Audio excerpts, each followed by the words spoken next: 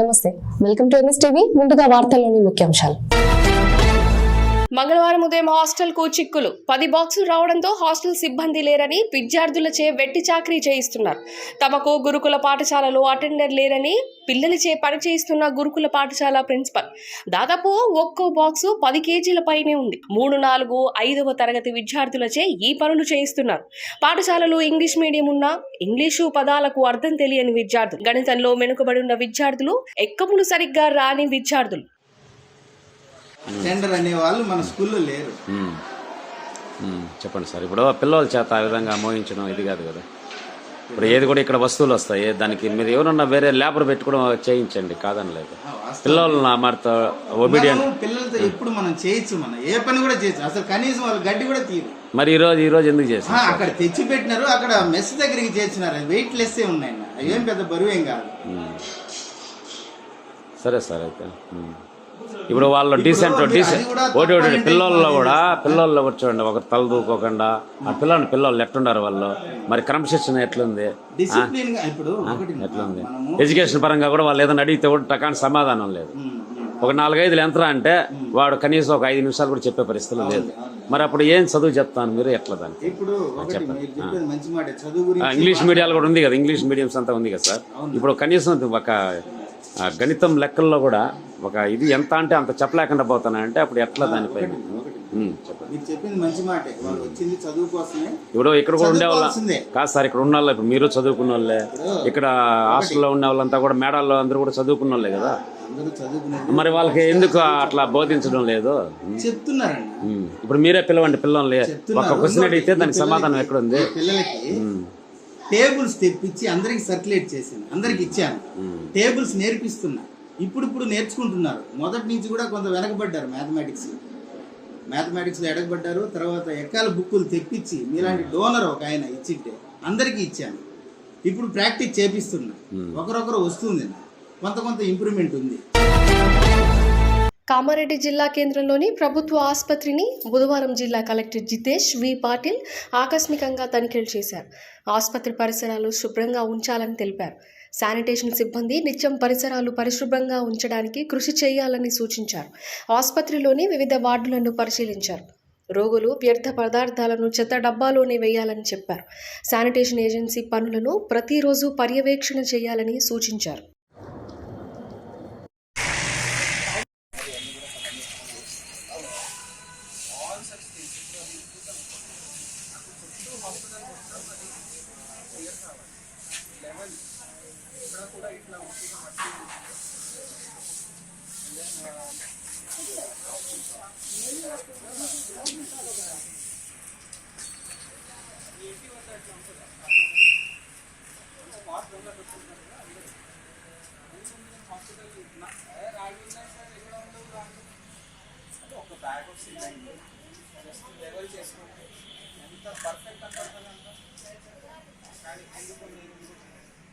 మొత్తం బుట్టలతోనే నడవాలి మనం, అది బిన్స్ ఉండాలి. సో దాట్ వర్కర్స్కి మొత్తనే అవసరం ఉండకూడదు. శానిటేషన్ వర్కర్స్ హాస్పిటల్లో అది తీసుకొని డస్ట్బిన్లో వేస్తారు. ఆ బిన్స్ అక్కడ వెళ్తాయి, కొత్త బిన్ ఇక్కడ ఉంటుంది. సో 2 sets ఆఫ్ బిన్స్, అది రొటేషన్లో నడవాలి. No issues. సో తర్వాత ఏం చేయాలి, ఆ బిన్స్ అక్కడ లైన్అప్ చేసి ఉంటాయి, రైట్? సో ఆ బిన్స్ తీసుకొని ఓన్లీ ట్రాక్టర్లో లోడ్ చేయడం అంతే. వేరే ఇది సార్ట్ చేయడం లేదా ఇంకా దాంట్లో గంపపారాతో తీసుకొని జమ చేయడం అట్లా ఉండకూడదు.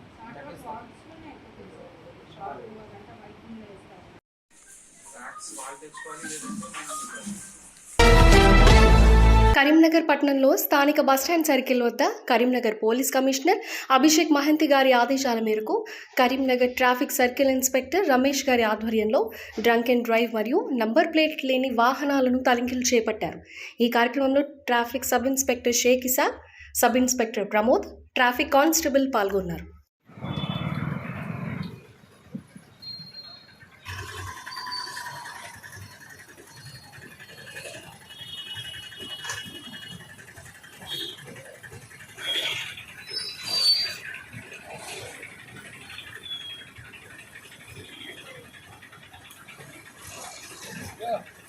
They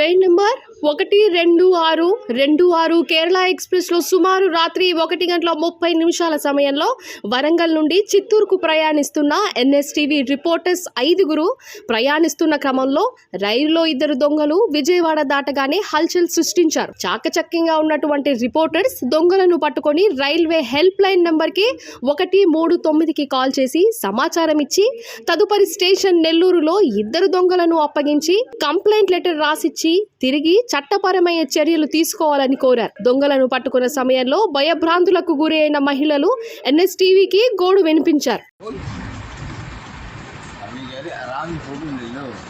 आराम से लेंगे, कोई बात नहीं.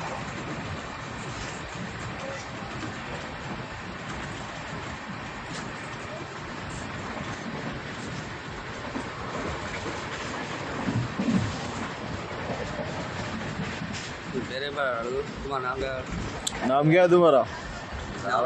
नाम राहुल वर्मा. तुम्हारा नाम क्या है? दिनेश देशपाल. यशपाल. इन्होंने क्या किया? क्या है कुछ नहीं, फोन चुराया उन्होंने. आधार कार्ड फोन चुराया? हाँ. तुम्हारा फ्रेंड है? मेरा फ्रेंड है. आओ. आओ बोले मेरा फ्रेंड है. नहीं करता बैठा मैं इसके बोले तो कम से कम मेरा फ्रेंड है. आधार कार्ड आधार कार्ड है तुम्हारा पास? बैग में चलेगा, उसका भी बैग में चला गया, तुम्हारा भी बैग में चला गया. ऐसा कैसा कोइंसिडेंट हो गया तुम्हारा दोनों का? Same dialogue. उनका भी वो गुम गया, तुम्हारा भी गुम गया. टिकट है तुम्हारा पास? टिकट ट्रेन का टिकट है? दिखाओ. ట్రైన్ టికెట్ ఇస్తారా బాబు? నీకు ఆధార్ కార్డ్ ఏం లేదు. కాగజ్నగర్ నుండి ఇంటర్సిటీకి వచ్చాము. రామగుండంలో కేరళ ఎక్స్ప్రెస్ ఎక్కామండి. రిజర్వేషన్ తీసుకున్నాము. మా భోగిలో దొంగతనం జరిగిందండి. ఫోన్లు లాగేసుకున్నారు. 2 బాబులు అలా నైట్లో తిరుగుతున్నారు. మేము పడుకున్నాము. మరి సెక్యూరిటీ లేకపోతే మాకు రిజర్వేషన్ తీసుకుని ఏం లాభం ఉందండి? మేము లేడీస్ కంప్లైంట్ చేస్తే ఎవరు రావట్లేదు. టీటీ లేరు. ఎవరెవరు వస్తున్నారు. ఒక్కొక్క సీట్లో 3, 4 అని ఉంటున్నారు. ఫ్రీగా వెళ్ళడానికి కదా మేము రిజర్వేషన్ చేసుకుంది. ట్రైన్లో వెళ్ళడానికి మాకు చాలా ఇబ్బందిగా ఉంది, డిస్టర్బ్ అవుతుంది. మేము తిరుపతి వెళ్తున్నామండి. కాంగ్రెస్ ప్రభుత్వం ఏర్పడిన 2 నెలల్లోనే ఎల్ఆర్ఎస్ రెగ్యులరైజేషన్ హామీకి మంగళం పాడి రాష్ట్ర ప్రజలపైన 20,000 కోట్ల రూపాయల భారం మోపేలా ఎల్ఆర్ఎస్ కార్యక్రమాన్ని వేగవంతం చేస్తూ కాసుల వేటను కాంగ్రెస్ ప్రభుత్వం ప్రారంభించింది. దీనికి నిరసనగా తెలంగాణ తొలి ముఖ్యమంత్రి శ్రీ కేసీఆర్ గారు మరియు బీఆర్ఎస్ వర్కింగ్ ప్రెసిడెంట్ కేటీఆర్ గారి పిలుపు మేరకు చెన్నూరు నియోజకవర్గ కేంద్రంలో నిరసన కార్యక్రమం నిర్వహించిన బీఆర్ఎస్ పార్టీ శ్రేణులు. మరి అదేవిధంగా అప్పుడు కాంగ్రెస్ పార్టీ ప్రతిపక్షంలో ఉండి ఏదైతే అప్పటి పీసీసీ అధ్యక్షులు ఉన్నటువంటి ఉత్తమ్ కుమార్ రెడ్డి, అదేవిధంగా అప్పటి ప్రతిపక్ష నేతగా ఉన్నటువంటి భట్టు విక్రమార్క, అదేవిధంగా సీతక్క లాంటి వాళ్ళు, ఇవాళ రేవంత్ రెడ్డి కానీ శ్రీధర్ బాబు లాంటి వాళ్ళు మరి అప్పుడు బీఆర్ఎస్ పార్టీ పేద ప్రజలకు ఈ ఎల్ఆర్ఎస్ స్కీమ్ తీసుకొచ్చి నామాత్రంగా మరి రుసుము ఏర్పాటు చేసి పేద ప్రజలకు ఈ రెగ్యులరైజేషన్ స్కీమ్ చేయాలని చెప్పేసి అని ఈ భూములని వాళ్ళకు మరి క్రమబద్ధీకరించి వారికి మేలు చేయాలని చెప్పేసి అని ఒక మంచి ఆలోచనతో ప్రభుత్వం మరి వాళ్ళ కేసీఆర్ గారు తీసుకుంటే ఇవాళ కాంగ్రెస్ పార్టీ అప్పుడు గగ్గోలు పెట్టి మరి ఏకంగా ఆ కోర్టులను కూడా ఆశ్రయించి మరి కేసు వేయించి ఆ యొక్క ఎల్ఆర్ఎస్ పథకాన్ని మరి నిర్వీర్యం చేసి అది కాకుండా చేసి పేద ప్రజలకు అన్యాయం చేసినటువంటి ప్రభుత్వం అప్పటి కాంగ్రెస్ పార్టీ. మరి ఇప్పుడు 2 నెలలు అవుతుంది ఇప్పుడు అధికారంలోకి వచ్చినాక ఎంబడే మరి ఈ ఎల్ఆర్ఎస్ని మరి తీసుకురావడం. ఇవాళ దాదాపుగా 25,44,000 పేద కుటుంబాలకు ఇవాళ ఈ ఎల్ఆర్ఎస్ స్కీమ్ ద్వారా ఒక్కొక్క కుటుంబానికి ఒక్కొక్క లబ్ధిదారునికి ₹1,00,000 మరి పెనుభారం మోపి ఇవాళ ప్రభుత్వం కాంగ్రెస్ ప్రభుత్వం ఏదైతే ఇప్పుడు అధికారంలో వచ్చిందో మరి దొంగ హామీలు ఇచ్చుకుంటూ నెరవేర్చలేని హామీల నుంచి ఆచరణలో సాధ్యం కానటువంటి హామీలను ఇచ్చి ఇవాళ కాంగ్రెస్ పార్టీ మరి ఇవాళ అధికారంలో రావడం జరిగింది. తిరువూరు అయ్యప్ప స్వామి దేవాలయం ఎదురుగా వైఎస్ఆర్ కాంగ్రెస్ పార్టీ నూతన కార్యాలయం ప్రారంభించిన నియోజకవర్గ ఇన్ఛార్జ్ నల్లగట్ల స్వామిదాసు, ఎంపీ కేసినేని శ్రీనివాస్, రాజ్యసభ సభ్యులు అయోధ్య రామిరెడ్డి, పూనూరు గౌతమ్ రెడ్డి మరియు నియోజకవర్గ వైసీపీ నాయకులు అనంతరం మీడియాతో మాట్లాడుతున్న నియోజకవర్గం వైఎస్ఆర్సీపీ ఇన్ఛార్జ్ నల్లగట్ల స్వామిదాస్. ఈరోజు వాస్తవంగా ఇంప్లిమెంట్ చేసేటటువంటి మాటలు చెప్పేవాడు కాదు, చేతలు చెప్పేటటువంటి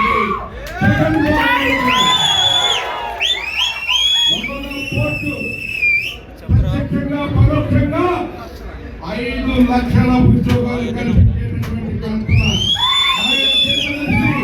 వారి నైపుణ్యాన్ని అభివృద్ధి చేస్తే, అదేవిధంగా టెలిమెడిసిన్ సెంటర్లు ఏర్పాటు చేసి, అదేవిధంగా మన గ్రామీణ మహిళలకి కుట్టు ట్రైనింగ్ ఇప్పించి వారికి ఎదురుగా స్కాలర్షిప్ ఇచ్చి చేపించినటువంటి సేవా తత్పరులు మనకి పార్లమెంట్ సభ్యులు కేసినేని నాని గారు, అదేవిధంగా రెడ్డి గారు, అదేవిధంగా మాజీ మార్కెటింగ్ చైర్మన్ గారు మనకు సాధారణంగా ఆహ్వానించి హక్కులు చేర్చుకున్నటువంటి వైఎస్ఆర్సీపీ తిరువూరు నియోజకవర్గ నాయకత్వానికి శిరస్సు వంచి తిరువూరు టీడీపీ అభ్యర్థిని ఉద్దేశించి ఎంపీ కేసినేని నాని సంచలన కామెంట్స్. కలెక్షన్స్ కోసం వచ్చాడు, ఎలక్షన్స్ కోసం కాదు. అమరావతి ఉద్యమం పేరిట చంద్రబాబు పంపిస్తే హైదరాబాద్ నుండి వచ్చాడు. అప్పుడు 3 నెలలు అతన్ని నేనే ఒక హోటల్లో పెట్టాను. చంద్రబాబు చెబితే అతని అరాచకాలు భరించలేక హోటల్ వారే గగ్గోలు పెట్టేవారు. అదే హోటల్ నుండి అరాచకాలు చేస్తుంటే హోటల్ ఖాళీ చేపించండి అంటూ హోటల్ వాళ్ళు బ్రతిమిలాడే పరిస్థితికి వచ్చారు.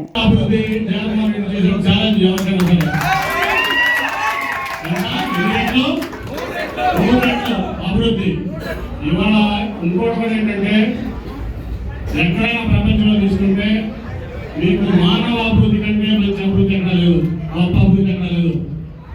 మానవుడు ఏదైతే మనం ఉన్నామో మన కుటుంబాలు బాగుండాలి, మన కుటుంబాలు సంతోషంగా ఉండాలి, మన కుటుంబాలు ఆరోగ్యంగా ఉండాలి, మన కుటుంబాలు ఎక్కడా కూడా ఇబ్బంది పడకూడదు. అప్పుడే ఫిన్లాండ్, భూటాన్ ఇటువంటి దేశాలు ఆ పార్లమెంట్స్ లో నెంబర్ 1. ఎందుకంటే అక్కడ ప్రజలు సంతోషంగా ఉంటారు, సాటిస్ఫైడ్ ఉంటారు. అదే లక్ష్యంలో జగన్మోహన్ రెడ్డి గారు ఇక్కడ మీ అందరి జీవితాలు బాగుండాలని చెప్పి ఆయన కష్టపడుతున్నాడు. ప్రకాశం, నెల్లూరు, వైఎస్ఆర్ జిల్లాల్లో దుర్భిక్ష ప్రాంతాల ప్రజల దశాబ్దాల కళ వెలిగొండ ప్రాజెక్టును సీఎం జగన్మోహన్ రెడ్డి సాకారం చేశారు. శ్రీశైలం ప్రాజెక్టు నుంచి వెలిగొండ ప్రాజెక్టులో అంతర్భాగమైన నల్లమల సాగర్కు కృష్ణా జలాలను తరలించేందుకు వీలుగా మొదటి టనల్ను 2021 జనవరి 13 నాటికి పూర్తి చేయించిన సీఎం జగన్ రెండో టనల్ తవ్వకం పనులను ఈ ఏడాది జనవరి 21 నాటికి పూర్తి చేయించి వెలిగొండ ప్రాజెక్టును సీఎం జగన్ ఇవాళ జాతికి అంకితం చేశారు. ప్రకాశం జిల్లా, నెల్లూరు జిల్లా, కడప జిల్లాలోని ఫ్లోరైడ్ బాధిత కరువు పీడిత మెట్ట ప్రాంత ప్రజలను వాళ్ళ దాహార్తిని తీరుస్తూ సాగునీరు కూడా అందించే ఒక గొప్ప కార్యక్రమం ఈ ప్రాజెక్టు. ఈ పూల వెంకట సుబ్బయ్య వెలిగొండ ప్రాజెక్టును అప్పట్లో నాన్నగారు, ఆ దివంగత నేత ప్రీతమ నాయకుడు రాజశేఖర రెడ్డి గారు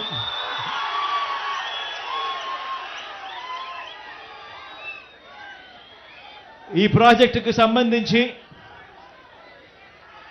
ఆయన శంకుస్థాపన చేసి ప్రాజెక్టు పనులు మొదలు పెడితే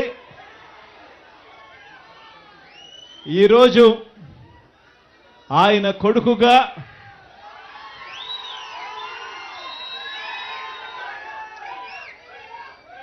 రెండు టనళ్లను కూడా, ఒక్కొక్క టనల్లు దాదాపుగా 18 కిలోమీటర్లు పైచిలుకు ఉన్న ఈ టనళ్లను, 2 టనళ్లను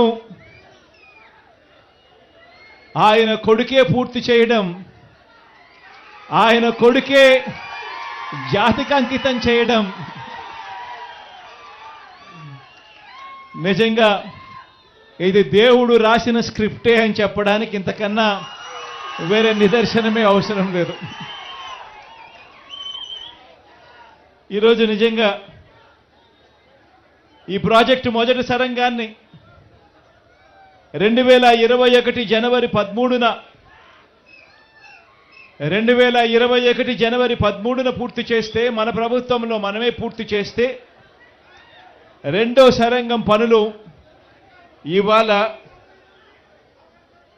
కొద్ది రోజుల కిందటనే పూర్తి చేసి ఇవాళ జాతికి అంకితం చేసే కార్యక్రమం జరుగుతూ ఉంది.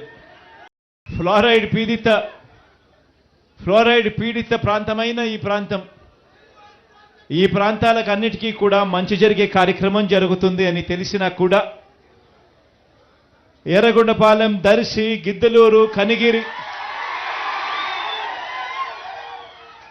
ఉదయగిరి, ఆత్మకూరు, బద్వేల్ ఇన్ని నియోజకవర్గాలకు కూడా మంచి జరుగుతుంది అని చెప్పి కూడా తెలిసి కూడా ఈ టనళ్ళు పూర్తి చేయడంలో నత్తనడకన పనులు జరిగాయి గత చంద్రబాబు నాయుడు గారి తెలుగుదేశం పార్టీ హయాంలో. ఆశ్చర్యం కలిగించే విషయం ఏమిటి అనంటే 2 టనళ్ళు ఉన్నాయి. ఒక్కొక్కటి 18.8 కిలోమీటర్ల టనల్ పొడవు ఉంటే 2 టనళ్ళు 18.8 ఇంటూ 2 టనళ్ళు అని అంటే దాదాపుగా 37 కిలోమీటర్ల టనల్ అయితే 37.6 కిలోమీటర్ల టనల్ లెంత్ అవుతే ఇందులో 2004 నుంచి 2014 వరకు దాదాపుగా 20 కిలోమీటర్లు ఆ దివంగత నేత ప్రీతమ నాయకుడు రాజశేఖర రెడ్డి గారు నాన్న ముఖ్యమంత్రిగా ఉన్నప్పుడు ఉరుకులు పరుగులు తీస్తూ టనల్ పూర్తి చేసే కార్యక్రమంలో యుద్ధ ప్రాతిపదికన అడుగులు పడితే 2014 నుంచి 19 వరకు చూస్తే కేవలం 6.6 కిలోమీటర్లు మాత్రమే టనల్ వర్క్స్ జరిగాయి. ఆ తర్వాత మళ్ళీ మీ బిడ్డ ముఖ్యమంత్రి అయిన తర్వాతనే మళ్ళీ ఈరోజు